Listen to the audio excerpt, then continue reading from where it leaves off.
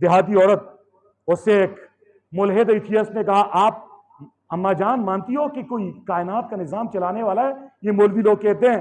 कहा जी हाँ, चलाने वाला एक मौजूद है। कहा कौन है? फरमाया वो अल्लाह है। कहा कहाँ है? फरमाया नजर तो नहीं आ रहा।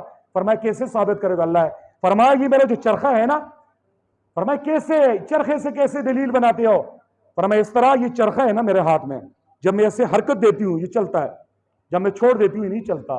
फरमाया ये दलील है, मेरा चरखा जब मेरी हरकत के बगैर चलता नहीं है तो कायनात का निजाम बगैर चलाने वाले के कैसे चलेगा? उन्होंने कहा मैं तो मान लिया कोई चलाने वाला है, लेकिन अब ये बताओ एक है, एक कैसे है? 3-4 भी हो सकते हैं, ज्यादा भी हो सकते हैं। फरमाया ये इसका जवाब नहीं, मेरा चरखा है। फरमाया कैसे? फरमाया अगर 2 खुदा होते तो ये निजाम कायनात का दरहम बरहम हो जाता। ये मेरा चरखा है ना, इसकी मालिका मैं हूं। अगर इसके 2 मालिक होते, एक दाएं तरफ जोर देकर चलाता, दूसरा बाएं तरफ, ये टूट जाता। जब टूटा नहीं है, इसी ने टूटा कि इसकी मालिका मैं अकेली हूं। ऐसी कायनात का मालिक भी एक है।